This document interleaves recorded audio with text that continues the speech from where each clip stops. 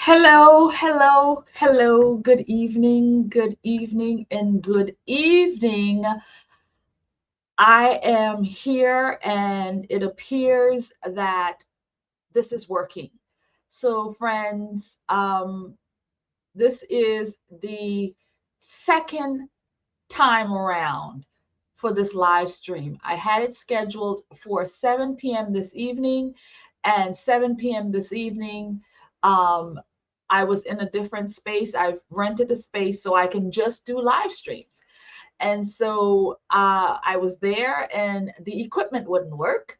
And I've actually left that video up because it just goes to show you the struggles of, you know, what it's like to really do this. So I have been planning for weeks, getting the space, purchasing new equipment or separate equipment from my home setup so I can have this equipment at the rented space. And so I've been on there, gone there, tested and tested and tested, and it has not worked out. And so we were in the live stream. It was freezing. I couldn't upload the reactions, the videos that I wanted to react to. So it was just a poo-poo show. Okay, it was a poo-poo show. But we're nevertheless, we have moved on. And so I was able to pick myself up off the floor after failing that live stream. I picked myself up off the floor, and I got myself some encouragement, and I decided to come back out here and try it again. So we're going to try it again. So I said all that just to say, but we're going to really start this thing right now. So um I'm going to start this thing right now. So if you haven't noticed, I have the same outfit as the thumbnail. So we're going to be Abby Phillips this evening. So yes, welcome to the Conservative Poet. My name is Amanya, but tonight I will be Abby Phillips. So welcome to the Conservative Poet. Abby Phillips here, live from Orlando. And so tonight we're going to be talking about Jim Crow and Byron Donalds, the good congressman from Florida, who came out here in a video and said that, well, black folks were doing much better under, um, in the times of Jim Crow. So Abby Phillips, who I am tonight, I am a woman who tells it like it is. I don't hold any punches. I am very good to my guests. I'm not rude to people. I let them speak. I let them encounter what it is that they're going to encounter when they interact with me, Abby Phillips. So, um, Byron Donalds, who came out here and said this. So, I've had to push back. I had to push back because this man came out here to actually say that people were doing much better under Jim Crow. Now, for purposes of not being sued, we will say allegedly he said these things. But what he really was saying is that, well, the Black family were together back then. The Black family as a unit were together. But under here in this day and time, under Jim Crow Joe Biden, those things are not the same. And I know that's where he was going with this, but unfortunately, because I get paid to be the propagandist that I am, I have to pretend that I don't understand what he was talking about. I have to pretend because if I don't pretend, I'm gonna be at the job and I ain't gonna have no money. I have no income, and I am a high maintenance kind of gal, and I have to be prim and proper. I love my jackets and my blazers, and I have to be put together. So therefore, I can't lose my job at CNN. And I know that everybody thinks that CNN sucks, and I know. But you know what? This is what we're here for. We get paid well to be propagandists for the Joe Biden campaign. We get paid well to be propagandists for the Democrat Party. We get paid well. And so Abby Phillips has to maintain, and I have to play stupid dum dum and play ignorant And as you're going to see there, I'm going to be pushing back on the congressman, right? I'm going to be pushing back on the congressman. But before I do that, I am going to play you a short clip of my esteemed, we're not exactly colleagues, but we're colleagues in the Democrat Party. And so Mr. Hakeem Jefferies took it to the House floor to talk about this. But before I bring on Byron Donalds, we're going to listen to Hakeem Jefferies on the House floor as he tells it like it is, because we don't lie in the Democrat Party. We tell it like it is, and Hakeem Jefferies is going to do just that. Let's go. Hakeem Jefferies, friends. Recognized. Mr. Speaker, it has come to my attention that a so-called leader has made the factually inaccurate statement that black folks were better off during Jim Crow. That's an outlandish, outrageous, and out-of-pocket observation. We were not better off when a young boy named Emmett Till could be brutally murdered without consequence because of Jim Crow. We were not better off when black women could be sexually assaulted without consequence because of Jim Crow. We were not better off when people could be systematically lynched without consequence because of Jim Crow. We were not better off when children could be denied a high-quality education without consequence because of Jim Crow. We were not better off when people could be denied the right to vote without consequence because of Jim Crow. How dare you make such an ignorant observation? You better check yourself before you wreck yourself. I yield back. You better, let me see, make me big, make me big. No, I gotta make me big. Okay, here I am. Yeah, that was our friend Hakeem Jefferies. And how do I, okay, yeah.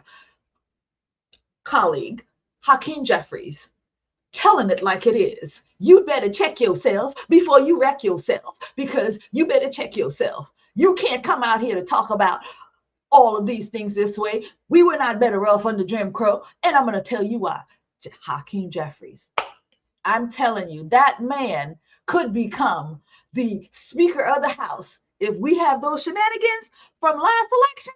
If we play our cards right and we put in the shenanigans, you know, another COVID or another virus or anything like that, we will definitely, maybe we just might have Hakeem Jefferies as the Speaker of the House. How wonderful would that be? You saw how smart he is. You saw how articulate he is. You see how he can do this thing. You see all the things that he's got. Look, that man is Obama 2.0. Man, you know how we love Obama. He is Obama 2.0. Hakeem Jefferies, he could become the Speaker of the House. How wonderful would that be, right? Scary to me, but hey. So I have a couple of notes. So we're going to stop being Abby Phillips now because I'm over it. I just wanted to introduce it that way. So, Hakeem Jefferies, here's some notes. His propaganda and this whole thing. And I'm actually going to take this jacket off because I'm done being Abby Phillips.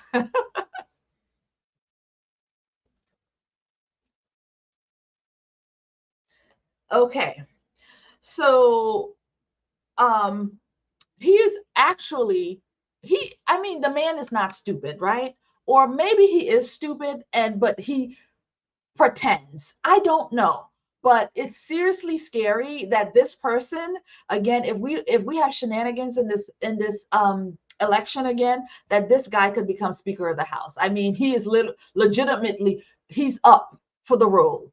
And this is the kind of stuff. I mean, you have to be stupid dumb to come on the House floor and to spit these things. No, you just have to be.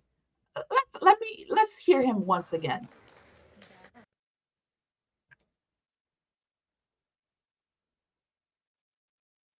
Recognized. Mr. Speaker, it has come to my attention that a so-called leader has made the factually inaccurate. Now, right off the bat, a so-called leader has made these things. Byron Donalds is a congressman, your colleague, okay? So-called. He got votes just like you did, unless you didn't get votes, unless something they put you in as an affirmative action, right? But he got votes, a so-called. I tell you no lie, friends. I tell you no lie.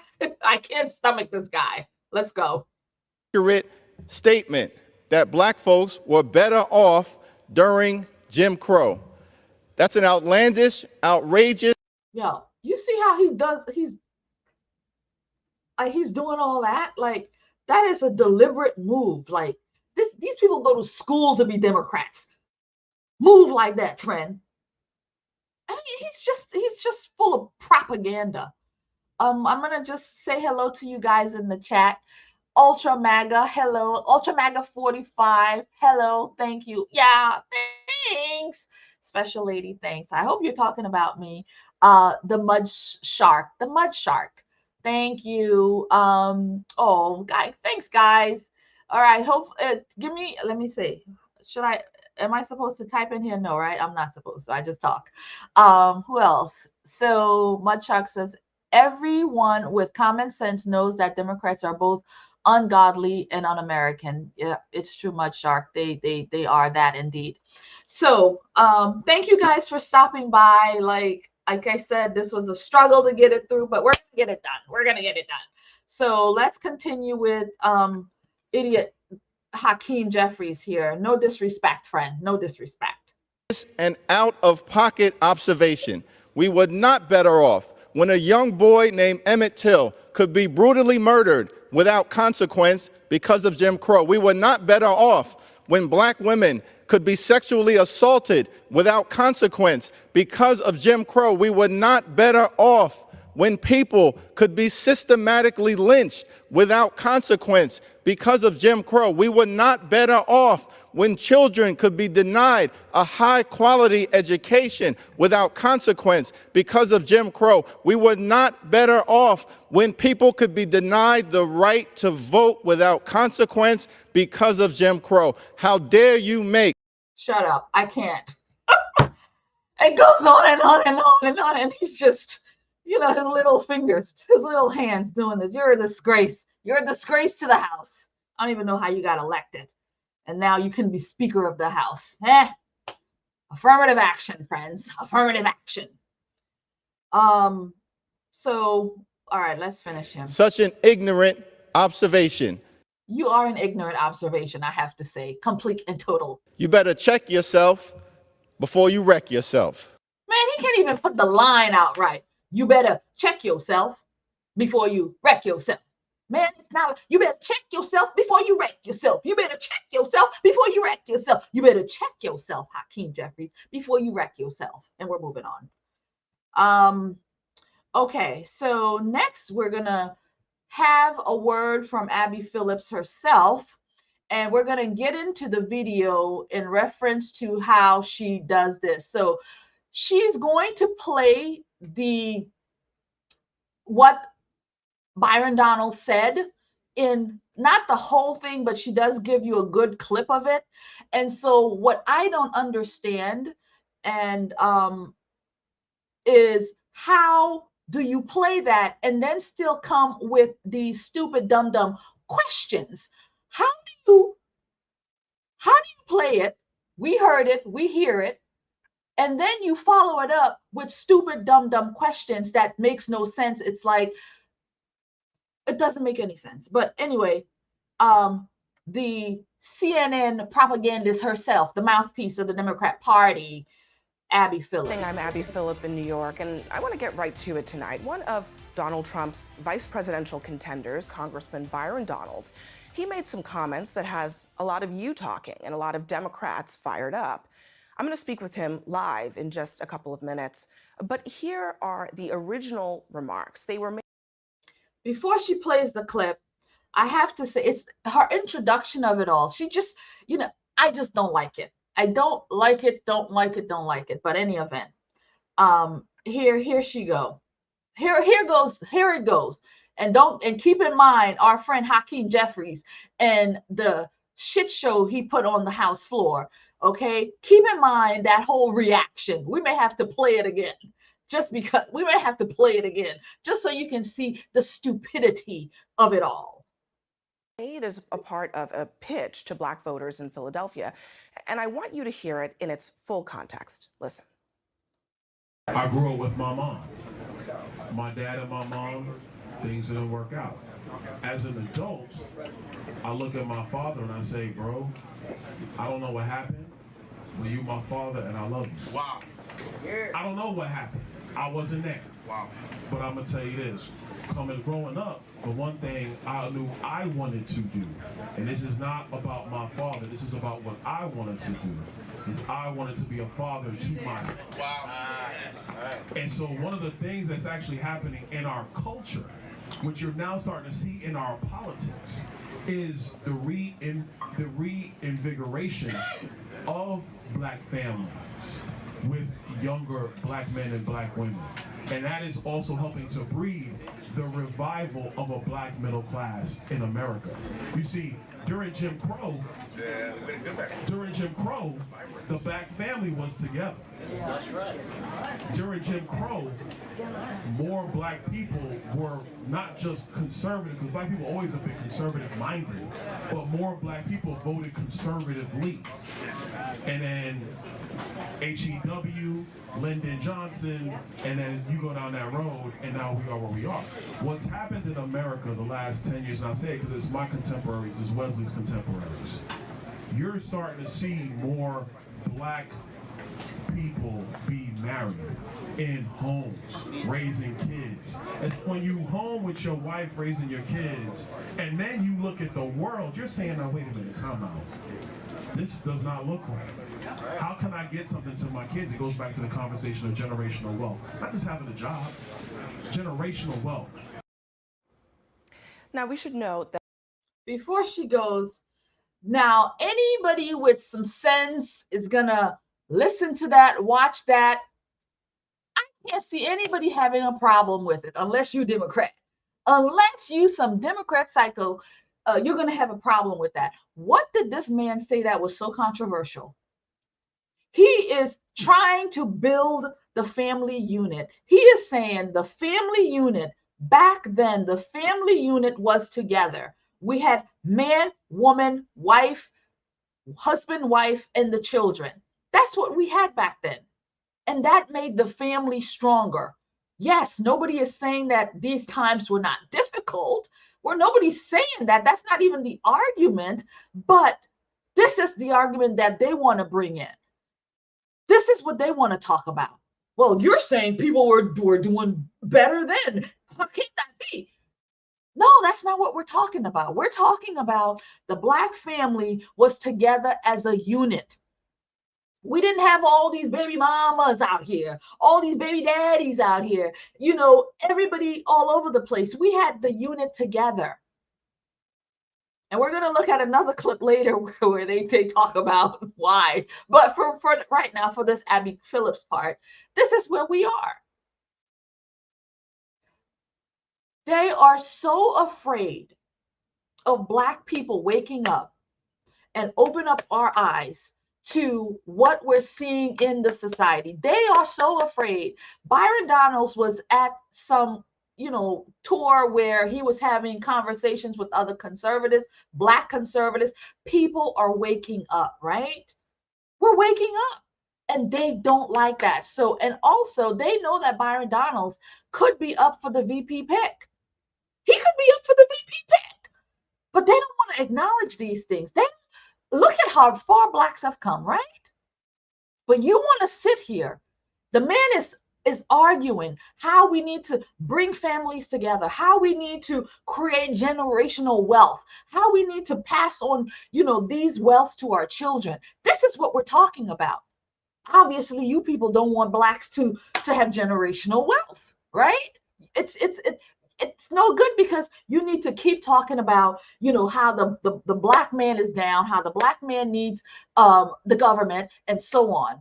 This man is telling you the government, we need to put the government out of the way so we can build wealth for our family, so we can build wealth. When we have a husband and a wife, a team together, this is what happens. We're able to build each other up. You're not one person struggling on your own. You have backup. You're able to do other things. You're able to do some side hustles with your 9 to 5. You're able to keep your kids at home. You're able to pay more attention to what's happening to the students, to your children and their education.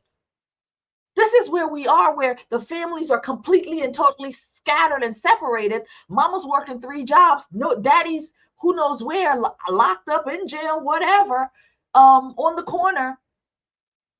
And nobody's taking care of the children. She's got 3 jobs. The kids is raising themselves, and there's nobody there. So they find themselves in the streets. They find themselves in these situations, and they find themselves in poverty, right? They find themselves in poverty. But this woman just seemed to not understand that.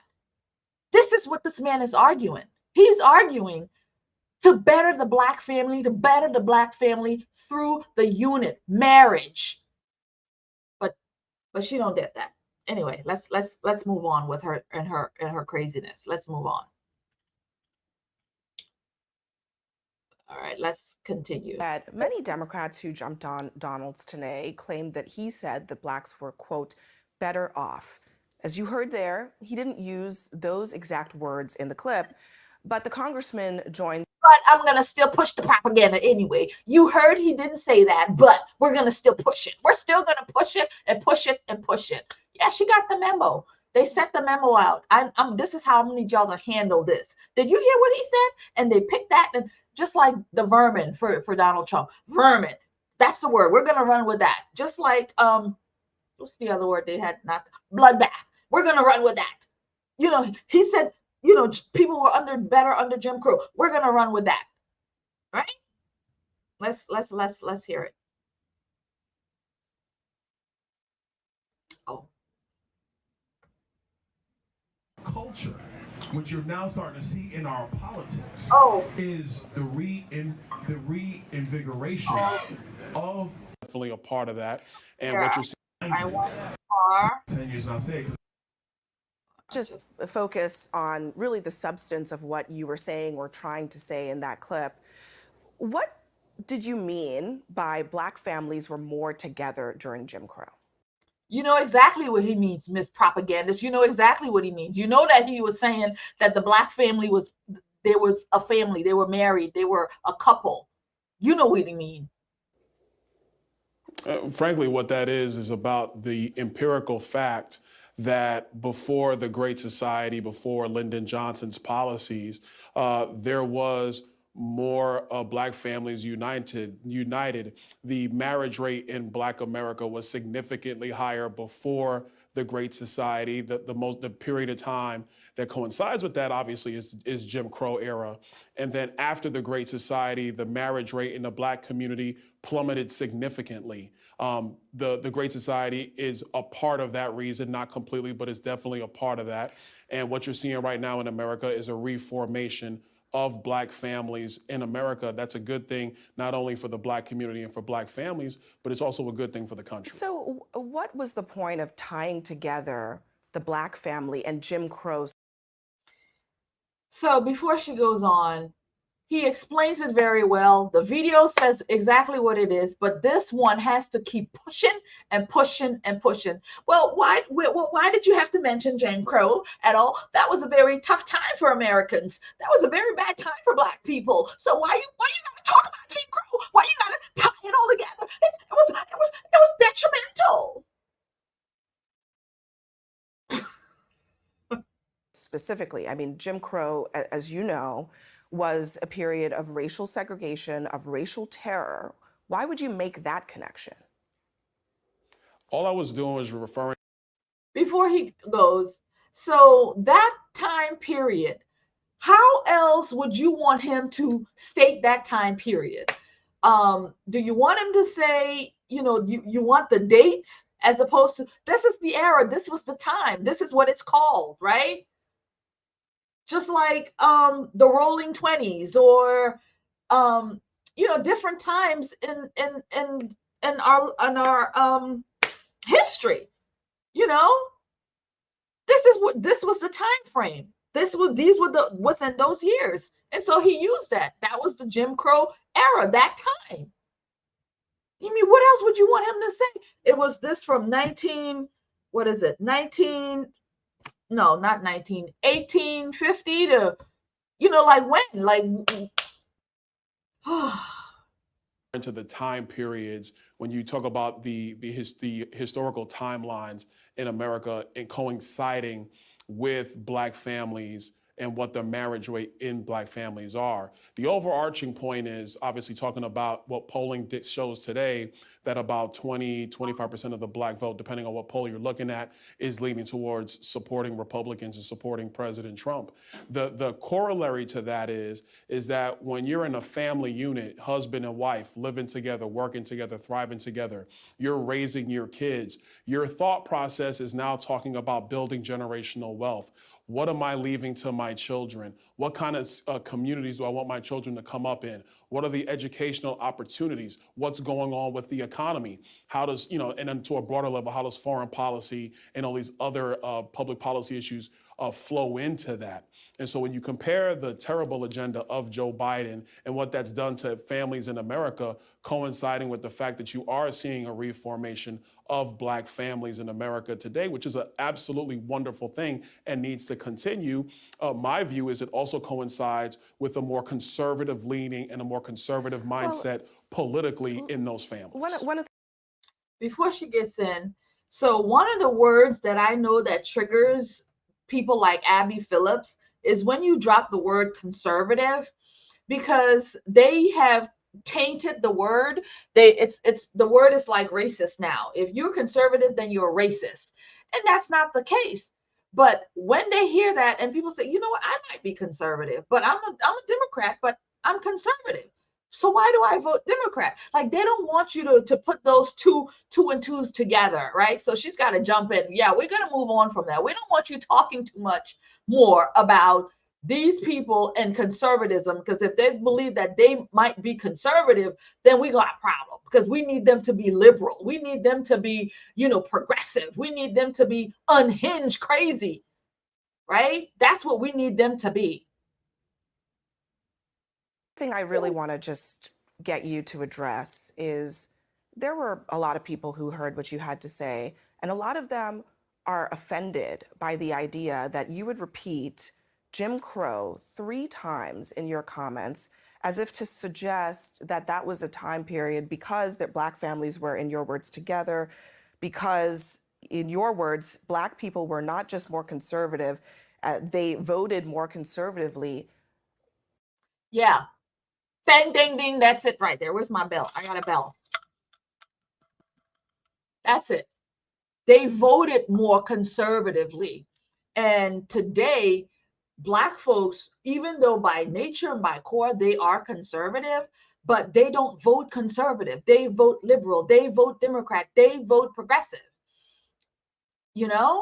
And so for Byron Donalds, for them to say that, for him to say that, for him, that's a big deal. They don't want people hearing that. They don't want people hearing that, you know what, you may have conservative views. You may think about X, Y, and Z and or X, Y, and Z or whatever, but they just do not want you to think that you are possibly a conservative, because they have tainted, because they have put conservative and Republicans together. Because now if you're saying you're conservative, oh, then you must be a Republican. You must be a white supremacist. You must be a white supremacist and blackface, like Byron here. He is a white supremacist because he believes in conservatism, right?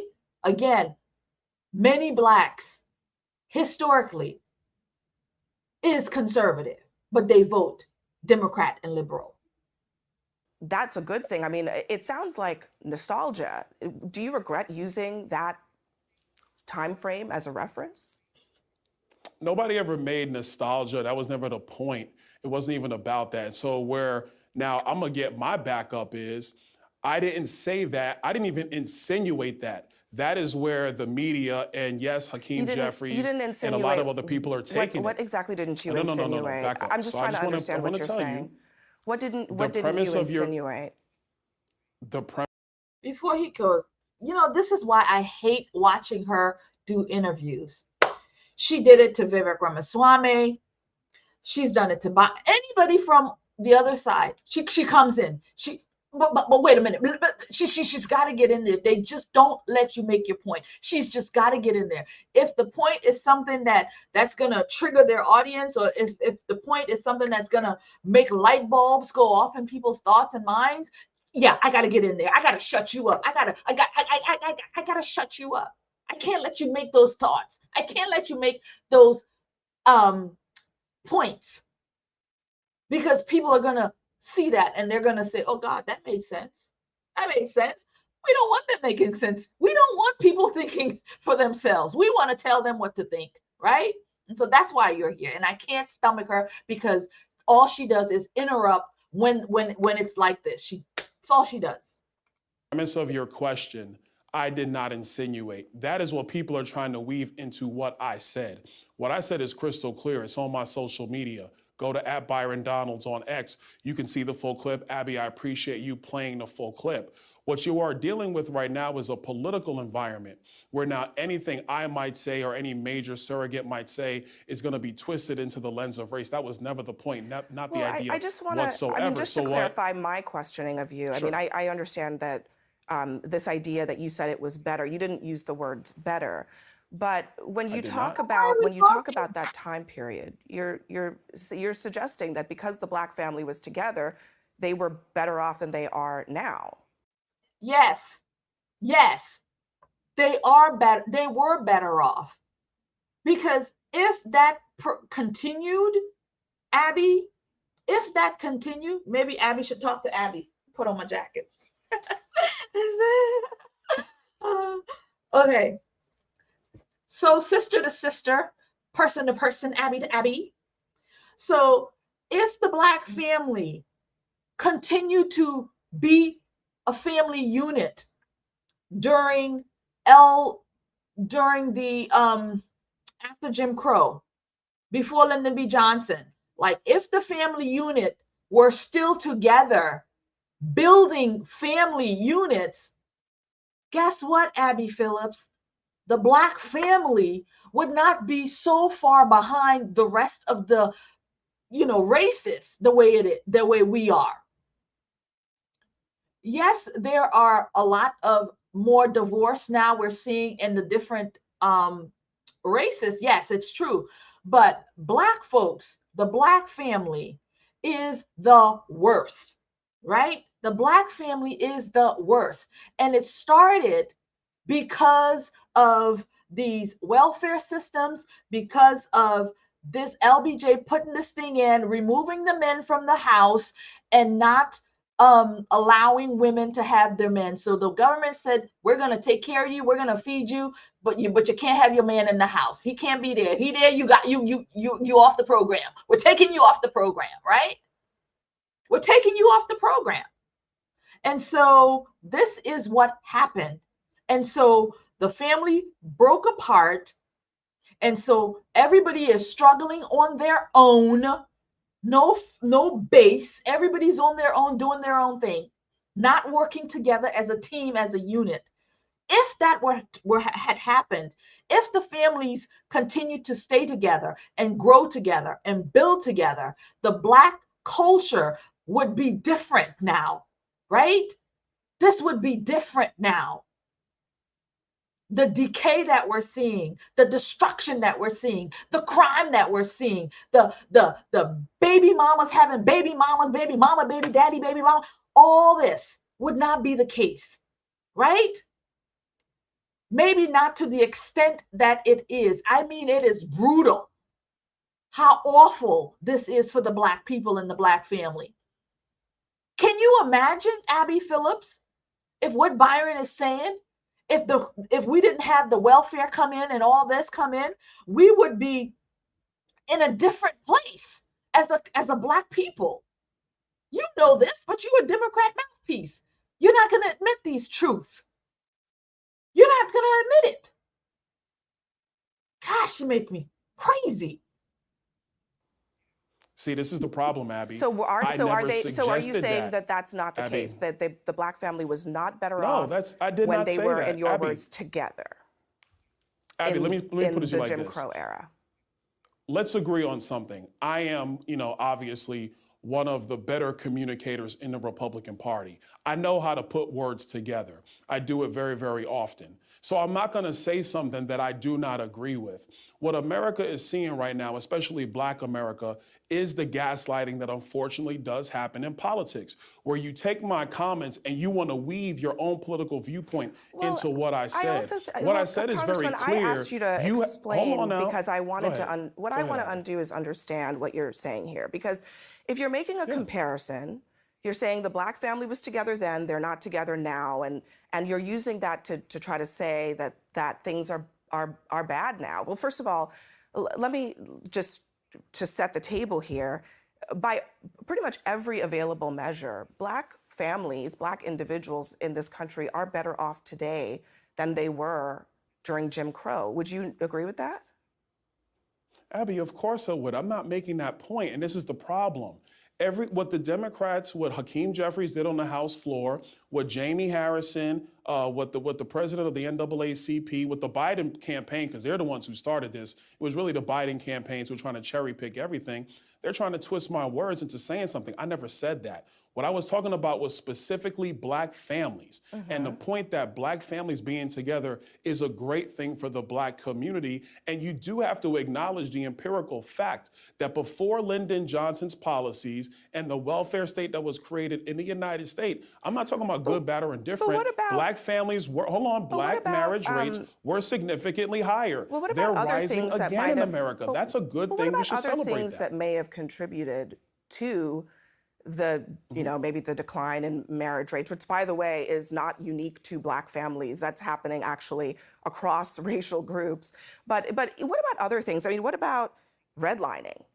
Do you think that had an effect on the black family? What about mass incarceration? What about the war on drugs, which was pushed by a Republican president whose advisor said it was specifically to target black people? What about all of those things?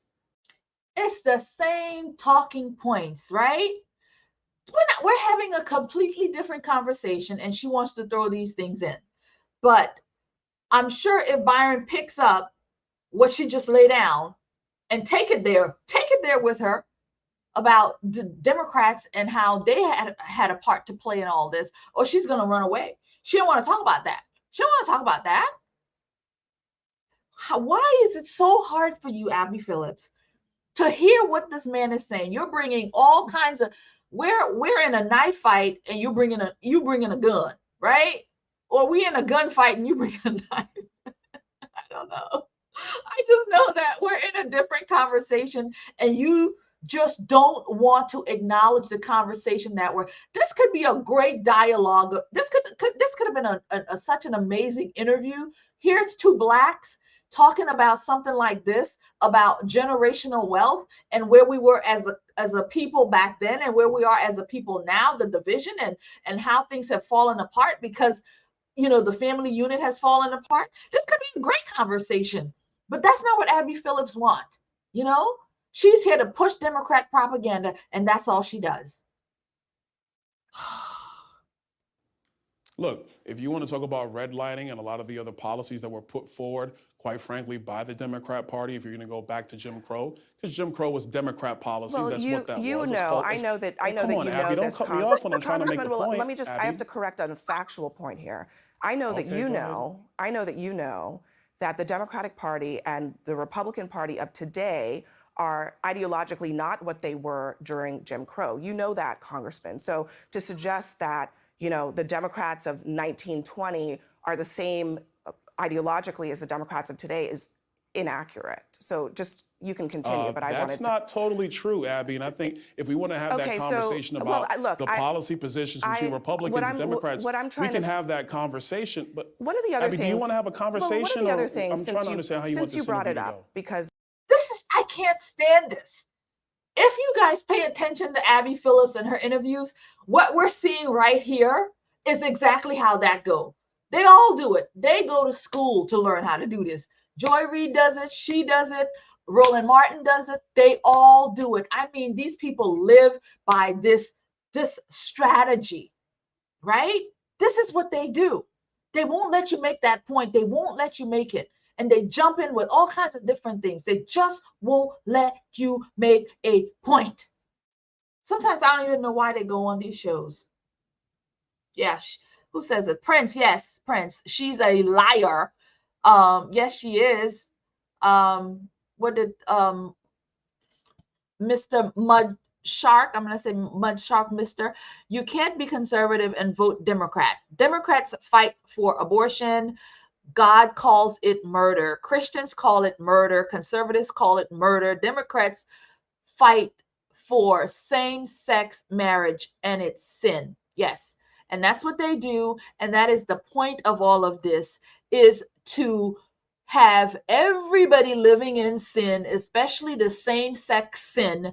And y'all know we are in Pride Month. It's Pride Month right now, and this stuff is crazy. And I'm gonna have some videos in reference to all of this. I'm working on them. But yeah, this is where we are. All of this is sin, but that's not how they call it, right? So all she is, Ultra MAGA 45, all she is another brainwashed talking head.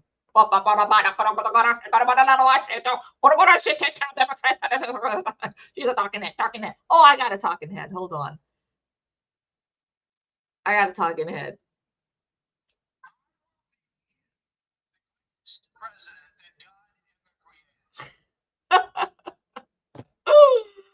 She is a talking head. Since you brought it up on the conservative thing, the other thing that you said was Black people voted more conservatively. Were you talking about them voting for Republicans? In part, yeah, because that's just an empirical fact. That's what we know. That did happen. And the only corollary that I am making is that when families are together, and now you're trying to find a way for you to build wealth within your family unit, you're thinking about public policy in a myriad of ways. Because at the end of the day, you want your children to be able to stand on your shoulders. I was very, very fortunate. My mother was able to build a platform for me to be able to stand on and to be able to achieve. Same for my sisters. I'm a very blessed individual because of that. My only point is that when you have a family unit, husband and wife living together, striving together, grinding together, raising children together, you start thinking about public policy in a myriad of ways. And my belief is that dynamic allows people to start thinking about public policy in a much more conservative way as opposed to a much more progressive way. That's my point. That might be, I mean, I think you're a Republican, so you're entitled to that opinion. But I think what do you mean he's a Republican? He's entitled to that opinion, ma'am? What you talking about, Willis? What does that have to do with anything? He's a Republican, and so therefore, people are taking issue with is you made a couple of statements of fact. And one of the things I was asking you about whether you were talking about Black people voting for Republicans, in the time period that you're talking about, the LBJ time period, they started voting for Democrats. And the reason is because of civil rights, because a Democratic president was passing bills that gave them rights. The Voting Rights Act, the Civil Rights Act of 1965, the Housing Fairness Act. So do you acknowledge that when Democrats Black voters vote for Democrats, it's actually because there's a history there. There's a reason that they voted for Democrats in that time period, not because they were just getting welfare money. Abby, let me be clear. I don't deny that. I think it's also important for the record to be clear that you had the vast majority of Democrats in the Senate were filibustering the 64 Civil Rights Act led by Robert Byrd, who, by the way, was a mentor to Joe Biden when he went into the United States Senate. So if we're going to talk about the history, let's talk about it clearly and completely. Republicans have been the ones who were pushing not just the 64 Civil Rights Act, but the other 4 Civil Rights Acts that occurred before 1964. Look, that's the history of the country. I'm not denying there that. were Southern Democrats Abby, who can opposed, I finish my point? Again, all I'm asking is to finish my point. On the facts here, there were Southern Democrats who who opposed the civil rights bills. But yes, that's a majority. correct. Yo, she is just, we're going to end her in a little bit, but because they're talking about this now, I'm going to make myself big. How do I make myself big? No, I'm making you big. Oh, I know. No. Oh, no, then I'm going to lose where they are. All right, we'll do this later then. I was going to talk about some things that I have in reference to the Democrats' history, and I'm going to lose where I'm at. Okay, 1303. All right, we'll make myself big and then we'll get back to that. Oh, I'll do that. Oh, this is good. I'll do this. So here we are. I have the Democrats' record right here in proud history of the Democrat Party. And this is my friend and author, C.S. Bennett, and who's a great American patriot. And I have these things from him. And so he's a great study of history. And so he's very good with these. So let us talk about, is it this one? Proud accomplishments of Republican Party. No, we want to talk about where the Democrats failed. Democrats attempt to deny rights. Okay.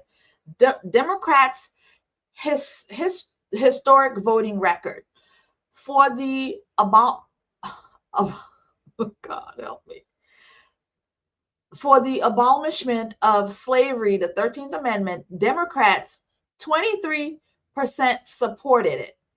Republicans 93%. So 93% of Republicans back then supported it, and eventually it got passed. But only 23% of Democrats supported it. So that was the abolishment of slavery, 13th Amendment. And then this one, 14th Amendment, for full citizenship for Blacks, Democrats 0 voted at the time. Republicans voted 94 to support. For Black America's right to vote, these are the things that Abby just talked about. Right to vote, 15th Amendment, Democrats 0, Republicans 100%. And I know they like to say that the party platform switch. No such thing. No such thing. The Democrats are who they've always been, the party of the KKK, the party of segregation, the party of murdering Blacks, whipping Blacks, and all of that. The party never changed, friends. Republicans have always had freedom in mind, and this is it right here. They always supported freedom.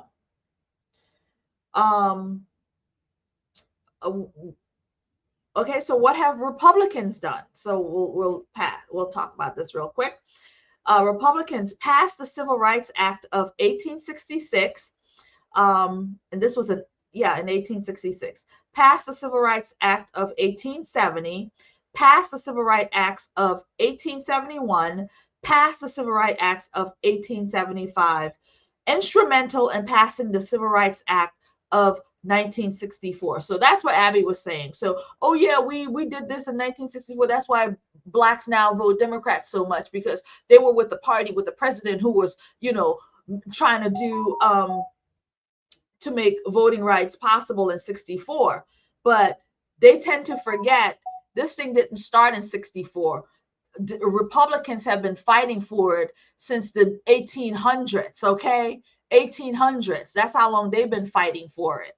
So, in short, CS says the Democrat Party has been the party of slavery, dependency, and government regulations. Okay, so there you have it, a little bit. I got more, but I wanted to throw that in since they were talking about that right now. So we're going to make them bigger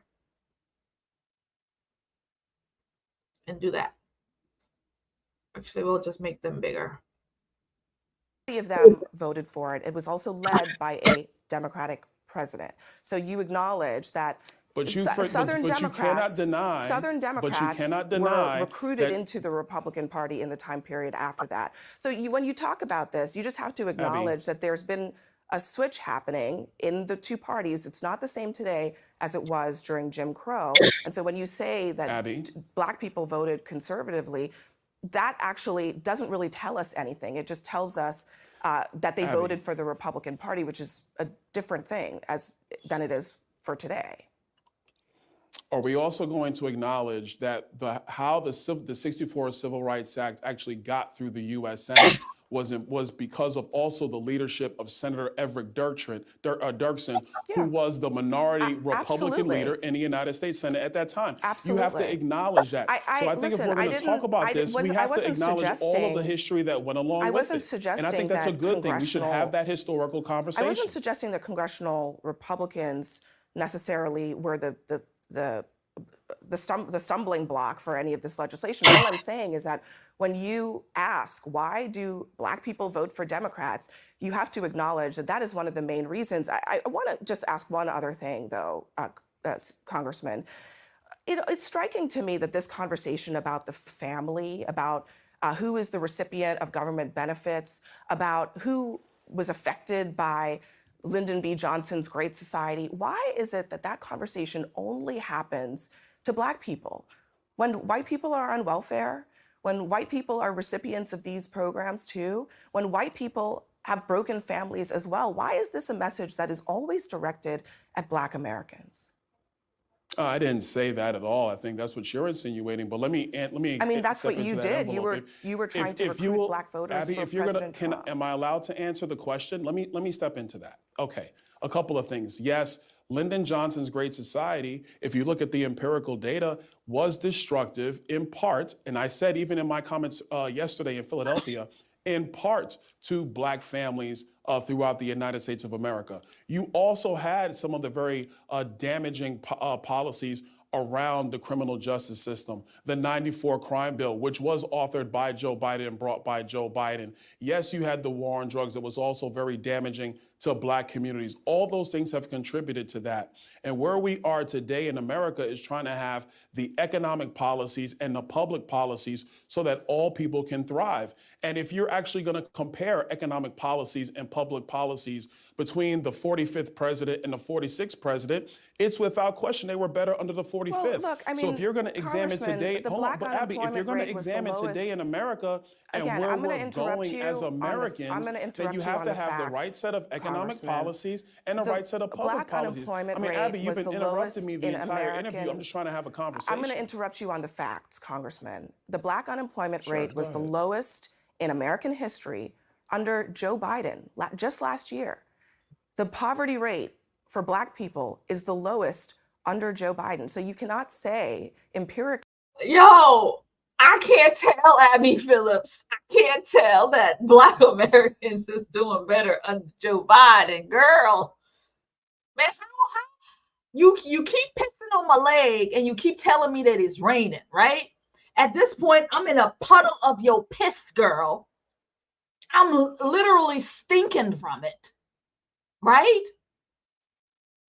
How do you stand there and say Black Americans are doing better, knowing that these jobs that you're talking about, these are government jobs, right? It's not the private sector. It's not for the whole, right? And you're so disingenuous, and I can't take it. You know this, but you got to come out here and spit the crap. You got to come out and spit it. Every time I'm listening to you, Joy, The View, all of y'all.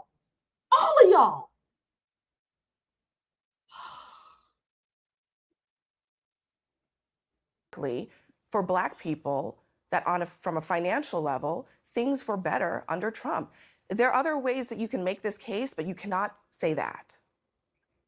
Actually, let me respond to that. Because the economic reality is that even though unemployment might be lower, wages adjusted for inflation, which is the true measure of getting ahead in America, That has been bad under Joe Biden. It was significantly better under Donald Trump because we did not have massive inflation and people were making more money, which means you're taking more money home, which means you can begin to prepare for your family, which means you can start to prepare and begin thinking about ideas of getting assets, accumulating assets, and generating wealth. Joe Biden's economy, Bidenomics, like he likes to call it, I know they don't using the word anymore, that's been destructive of so many families in our country, including black families in our country. That is the empirical economic fact that we have to acknowledge before this election inflation, cycle. Yeah, she didn't see that one coming. Yeah, she didn't see that one coming. So you keep talking about things were good under Joe Biden, but truly and honestly, under Joe Biden, the jobs that you're saying that he has, people can't even make a living from that, girl. That's why black people are doing so bad. That's why everybody is doing so bad. It's because these jobs you keep tooting about, people can't make a actual living from it. They can't pay their bills from it. They can't pay their rent from it. They can't buy food from it. They can't do nothing from it. Because people are underwater, girl. Do you understand that people are underwater? Yeah, that's the Joe Biden economy. That's Bidenomics for you, right? Bidenomics. Oh.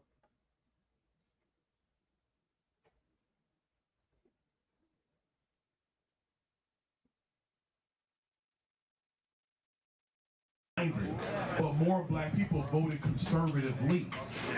And then So you acknowledge that Southern Democrats, you cannot deny Southern Democrats. Those things have contributed to that. Is of getting assets, accumulating assets, and generating wealth. Joe Biden's economy, Bidenomics, like he likes to call it, I know they don't using the word anymore, that's been destructive of so many families in our country, including black families in our country. That is the empirical economic fact that we have to acknowledge before this election inflation, cycle. I 100% agree with you, is a problem for all families, including maybe even especially black families. But you also cannot ignore that there are a lot of statistics that suggest that black Americans are doing well under Joe Biden, better than they were doing under Donald Trump. I want to ask you one last thing, because I know that this is actually happening as we're talking. This woman is so delusional. Blacks were doing, I mean, even blacks come out here and tell you that they were doing better under Trump. Everybody was doing better under Trump. Who's doing better under Joe Biden? Maybe you are. Maybe you and The View and Joy Behar, you guys are.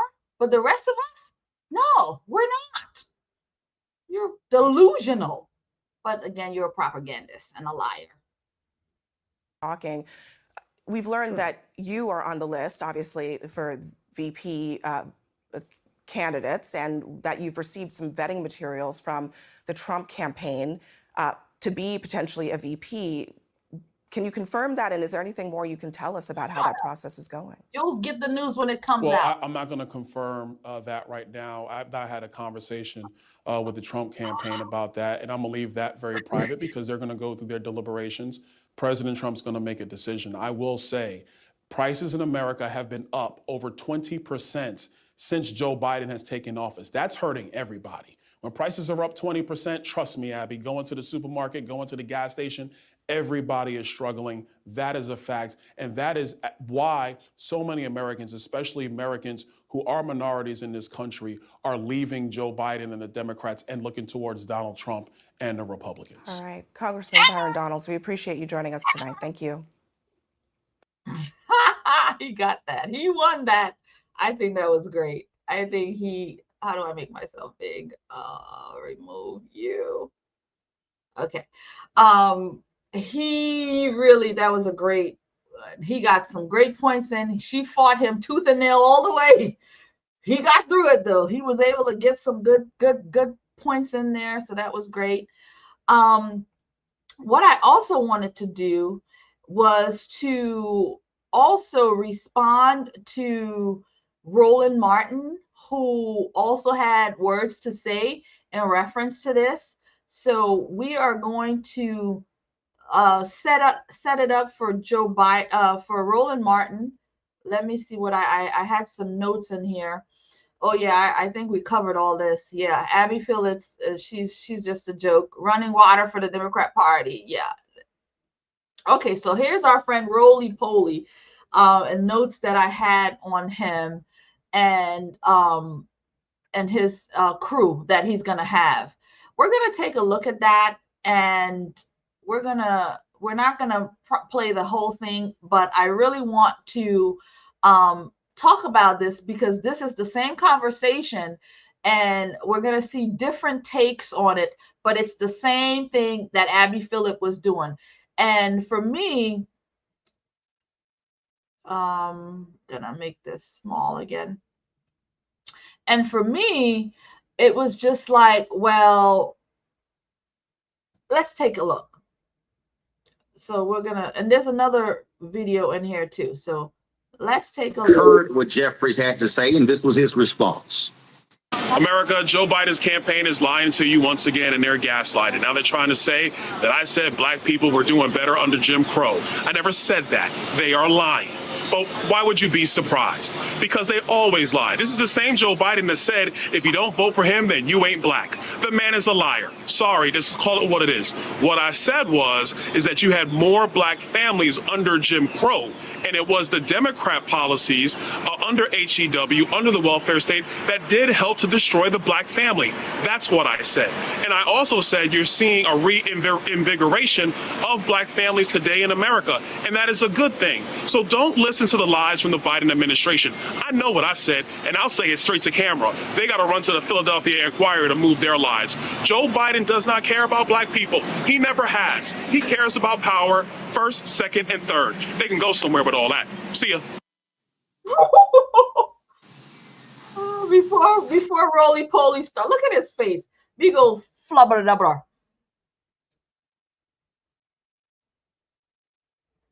Oh, anyway. Really?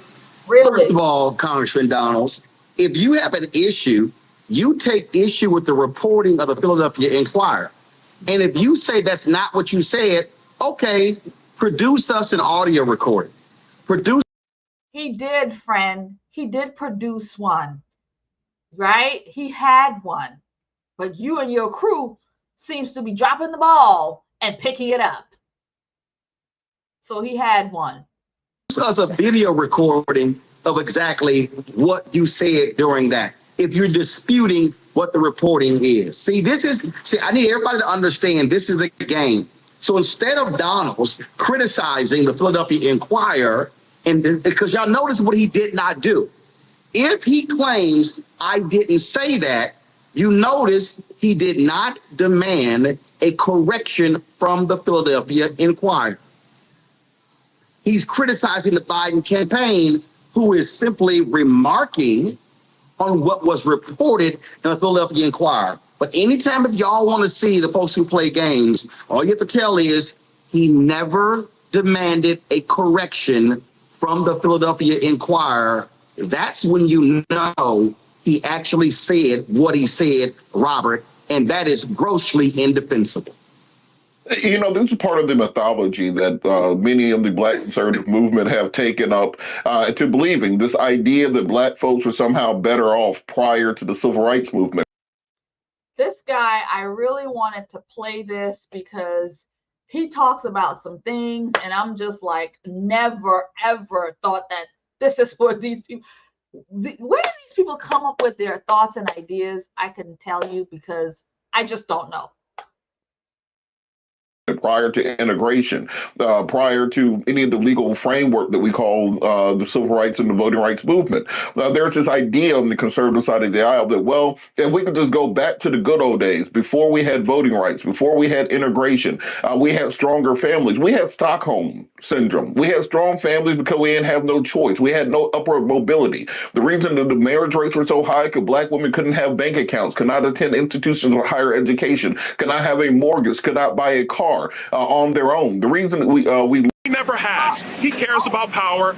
Republican platform that existed under the radical prior to the civil rights movement, prior to integration, prior to a correction from idea on the conservative side of the aisle that, well, if we could just go back to the good old days before we had voting rights, before we had integration, we had stronger families. We had Stockholm syndrome. We had strong families because we didn't have no choice. We had no upward mobility. The reason that the marriage rates were so high because Black women couldn't have bank accounts, could not attend institutions of higher education. I'm going to stop him right there because he says a lot and he just rolls it out. So back then, he lists a whole bunch of things that women couldn't do, women couldn't have. I'm all for women's right. Obviously, I'm a woman, allegedly. But these things that he just named, I think women, if these are the kinds of things that makes women women, I think that, they're dead wrong. Maybe these things shouldn't have happened, because these things have pulled away the Black woman from her Black man, right? So because she's now independent, right? She now she can do it on her own. She got her bank account, right? She's got, she can buy her own house, she can buy her mortgage, she can pay her rent, she can pay her car note, she can do all that. She got her own, she got her own bag. And so the Black man is just put to the side.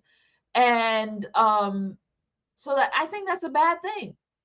Not that I think, again, if they build things together, yeah, you're independent, you can do, but we come together and we be independent together. They've cast away and castrated the Black man, pretty much. And here's the Black man to tell you all about it. Cannot have a mortgage, could not buy a car on their own. The reason we lived together because you had redlining and you had blockbusting. You were closing together Black communities to the point that they could not leave. They couldn't leave because they put them all together. They're all living together in this place. So how do you explain the projects? How do you explain Black folks living in these poverty-stricken apartment complexes where, it's the new day, right? It's a new day, they can have this, they can have that, they can do all of these things, but they're still cramped up in these, apartment complexes. They don't want to be there, right? But that's where they are. So when you say, well, redlining, they had to live together because they couldn't afford to not live together because the white man is out to get them. It doesn't make any sense to me.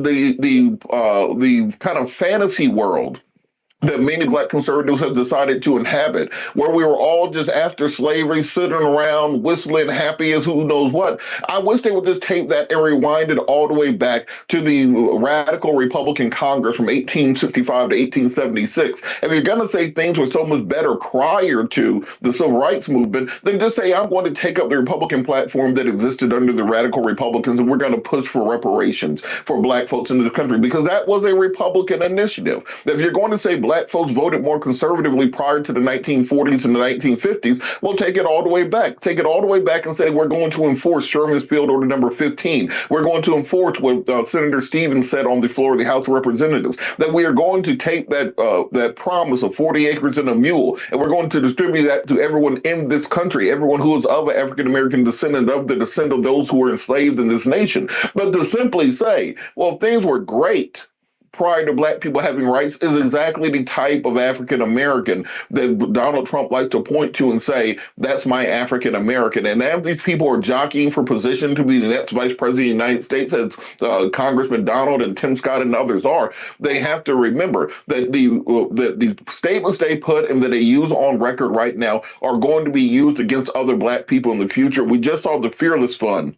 They're using the Civil Rights Act to deny them the ability to help Black businesses. These words and these actions have consequences, and maybe Byron Donald will be the next vice president of the United States of America, but he can't forget what he is doing to our communities on his way there. See, this is the thing for me, Rebecca, that's always shameful and despicable when Byron Donalds, when that idiot Candace Owens, or any of these people say these things. This fool just said that idiot Candace Owens. Candace Owens would run circles around you. Not because you're fat, man. Not because we're not shaming you because you're fat. What did he say? Ask Roland if he wants a box of chicken. We ain't shaming you because you like your chicken. We ain't shaming you because you like to pig out on your chicken, man. But Candace Owens would run circles around you. That's why you couldn't have a conversation with her. Could never have a conversation. She would eat you up and spit you out. All of y'all. They leave out the fact about the police dogs and the lynchings and the beatings. They leave out the fact that we were denied bank loans, denied housing loans. They leave out the fact that Black folks had to walk down the street, couldn't look white folks in the eye. They did not. So all those things. So if you want to talk about this small piece or what life was like for us during Jim Crow, I mean, you could literally make the argument that the Black nuclear family there was a strong bond during slavery because we were working together every single day, side by side, with mother and father and children. And we were together and we lived in one room and we ate together and we prayed together. I mean, if we want to go there, I mean, that's literally what we could say. Actually, he said we prayed together.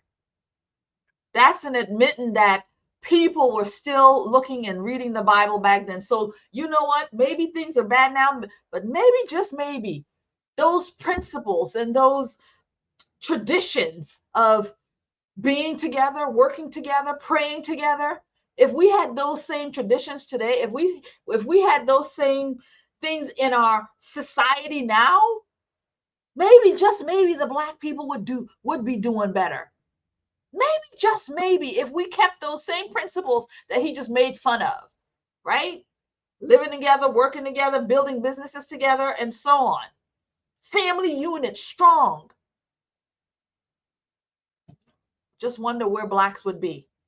But then you leave out all the other stuff that was going on. Sorry, Congressman Donalds is full of shit. I think you're full of shit along with the chicken man. You're full of shit along with the chicken. So first of all, Byron, I need to know who your people are. Now, you were born and raised in Brooklyn. So I'm assuming that if your people came by way of the northern migration and the migration routes of how many Black folks ended up in New York, my guess is they probably came from South Carolina, North Carolina, maybe the Low Islands, going a little bit further south into Georgia, perhaps, maybe. I need to know who your grandma, your auntie, your uncles are, because I can guarantee you they would not agree with what you said. Second of all, what you just said on camera means that you are dumb, you're an idiot, or maybe Al B. Churd will say you are diseased in the mind. And this is why. He's dumb, he's an idiot, he's sick and diseased in the mind. What are you, friend? What are you, darling? Are you smart? Are you intelligent? Are you healthy in the mind? I don't think so. Byron, you literally just said that Black families can attribute strong Black families to Jim Crow. That simply does not make sense. You are trying to correlate two separate things and try to have causation. And I'll explain what I mean by that. Oh, she gonna explain it to us, friends. She gonna explain it. What she mean? The college educated, they so educated that they don't have any common sense. They so educated that they don't even have any common sense. School us, dear sister. School us. Educate us. Educate us. Educate us. In the summer, ice cream sales go up. In the summer, crime goes up. Just because ice cream sales and crime both goes up in the summer doesn't mean that eating of ice cream leads to someone committing crime. Before she goes on, in the summer, ice cream prices go up. In the summer, crime goes up. Under Joe Biden, friends, crime was up in the spring. Crime was up in the winter. Crime is going to be up in the winter time and in the summertime too. I mean, what's going to happen? What's going to happen? Crime's been up Biden took over. Crime's been up. You mean to tell me it's going to get worse in the summer? It's going to get worse in a month or two? What's going to happen? More shootings going to happen? More killings going to happen? We'll just go suck on an ice cream, right? Cool ourselves down. That's not how it works. So just because you are making the argument that Black families, from your perspective, were stronger in the 50s and 60s doesn't mean that we can or should attribute it to Jim Crow. Simply, your mind is diseased to even jump and say that oppression is what made Black families stronger. That is not the case. I understand that you claim that you grew up in a Black broken home, you went to FAMU, then you transferred to Florida State, you married into a white conservative family, and now all of a sudden white ICE is better. But let's be clear, just because you said those things, which the Philadelphia Inquirer rightly attributed to you, you then go on camera saying, oh, I'm going to say it to their face. I'm going to say it to the camera. What you actually said on camera sounds even more stupid and idiotic than what the Philadelphia Inquirer said that you said. So if anything, you should thank them that they didn't expose your idiocy around this issue. And quite frankly, you are lost. Girl, I think you lost. And I think you angry. I think you're an angry Black woman. Girl, she's just an angry Black woman. And you're dumb. And you're stupid dumb. How dare you? Byron Donalds is smarter than you, honey. And he can articulate it better, even with your whoever degrees. I need to move on from that. All right, so here's the deal. Before I go to Scott, so Byron Donalds says he's blasted the Biden campaign, saying they didn't do it. Well, guess what? It was reported. There is video. And the Biden folks just posted it. Control room, if y'all have it, let's play it. If you don't have it yet, okay, if you don't have it yet, Scott, go with your... So Scott, go with your comment, and then we're gonna play the video. You actually hear Byron Donalds in his own words in a 26-second clip from that conversation. I'll only add to my colleagues. I guess we was better together during Jim Crow because we had stronger family, but we couldn't. You go to jail and you couldn't walk down the street, you couldn't vote, you couldn't get a job, couldn't get educated, but we were together as a family. You know, every time these dumbass Republicans, one, they don't do their research, and they just ignorant. It just, sometimes, I know what you say, Roland, you say, you got to call this out, Scott. But sometimes this stuff is so ignorant, it's just not even worth talking about. My colleague said it best. And by the way, if we were stronger as a family, our socioeconomic problems weren't there, but we weren't stronger as a family. We weren't stronger because of the socioeconomic and health disparities that still exist in America today. They were worse during Jim Crow. And they're worse under Jim Crow Joe. Thanks, friend. We're going to cut it off from here. For kicks and giggles, we'll end it with Hakeem Jefferies once again making idiots of himself. Once again, Hakeem Jefferies, ladies and gentlemen. And then we're going to wrap up this live stream with him. Just one more for kicks and giggles. I yield back. Oh, how you... Mr. Speaker, it has come to my attention that a so-called leader has made the factually inaccurate statement that Black folks were better off during Jim Crow. That's an outlandish, outrageous, and out-of-pocket observation. We were not better off when a young boy named Emmett Till could be brutally murdered without consequence because of Jim Crow. We were not better off when Black women could be sexually assaulted without consequence because of my attention that a so-called... Shut up. We're over it. It's come to my attention. This guy could be speaker, y'all. If we have another COVID incident and these people steal another election, this guy could become the Speaker of the House. I mean, we thought Nancy Pelosi was bad, but this guy, oh my goodness. Any event, where are we? Make myself big. No, make me big.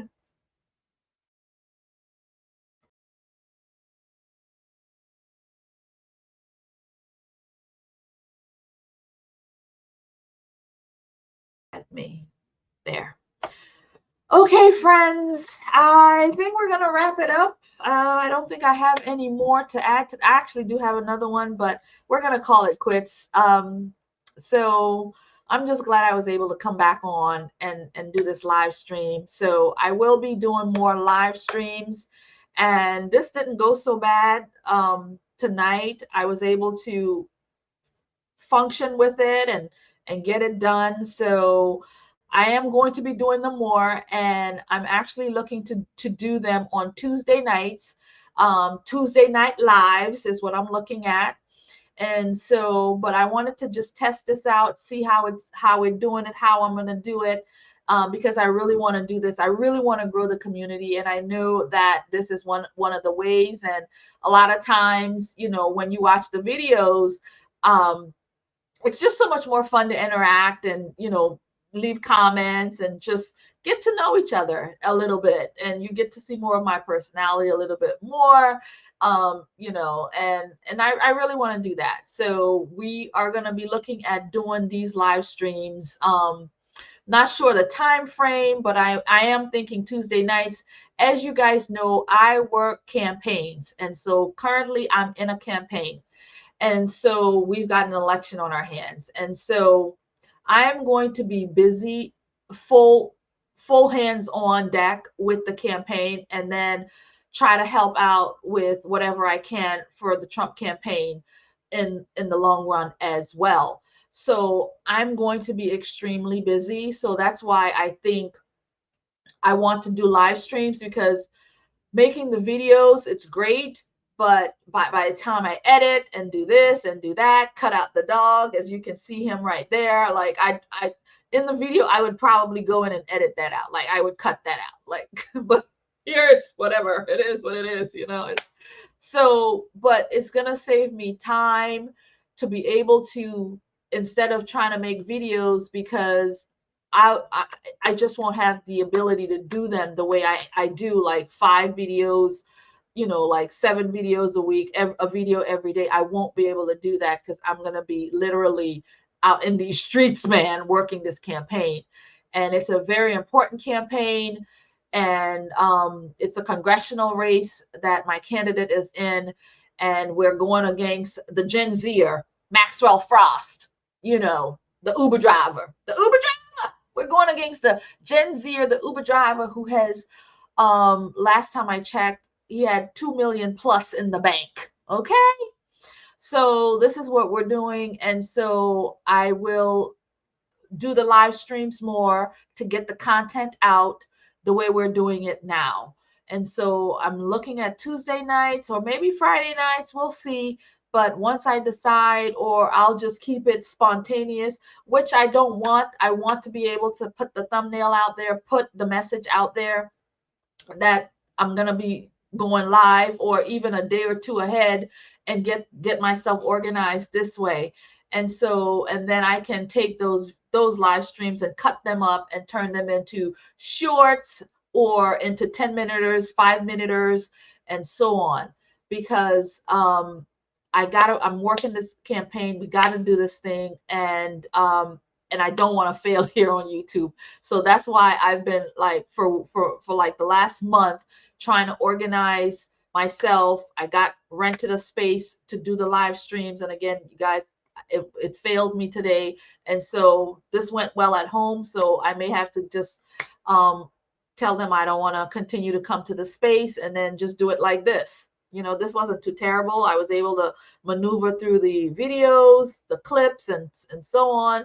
And so I am new to this StreamYard. And so I just needed to see if I can do it. And I think I can. I think talk to me in the comments. What do you guys think? How did this go? So this way, you know, you guys give me some thoughts and some opinions. Okay. So that's where we are. So I'm going to bid you all a good night. Ultra Maga 45. Thank you so much. Thank you for coming out. Mr. Prince, thank you so much for coming. Who else do we still have here? We had our Mr. Mudstark. So, and I know some other people came through, but you guys kept me hanging on. Thank you guys. Thank you so much. Really do appreciate it. So I'm going to just say, God bless you guys. God keep you. Hope the campaign goes well. You did amazing for this live. Did I really? Thank you, Ultra Maga 45. I was nervous at first, but I got to get it in. I got to get it in. Like when it's just me and the camera, I can just let loose and just be, but you know, it's a little intimidating, but thank you for that. I'm really grateful that you guys came through, and he said, good luck with the campaign. Yeah, we're going to need God and money, right? We're going to need God and money. Maxwell Frost. Y'all know who he is. Gen Zer, Uber driver. I got to say it. And he's got Soros money behind him and the Democrats behind him. And he's a progressive. And so we're going to fight as hard as we can. But we're going against the machine, guys. We're going against the machine. And so it's just what it is. So I'm going to be out there working like a dog. And I probably will do live streams, maybe shorts while I'm out there on the campaign, which I've been doing. I've been doing that in my membership. I've put in some of those shorts in there, and I will continue to do that. But as we get closer to the primary, we do have a challenger in the primary. So as we get him done, we're really focusing on Frost, and it's gonna be a tough couple of months until election. And so, but I don't want to not continue the work here on YouTube because it's what I do. So anyway, I'm gonna stop ranting. Thank you guys, and I'm gonna say good night. God bless you and keep you, and I will see you in another video. Yeah, I've got a new video listed for tomorrow night. Drops at 7. And I got to work on some Tiffany Henyard stuff. Y'all know she crazy. You know she got some new stuff. I got to get on that Tiffany Henyard. I'll see y'all. God bless you. All right, end stream.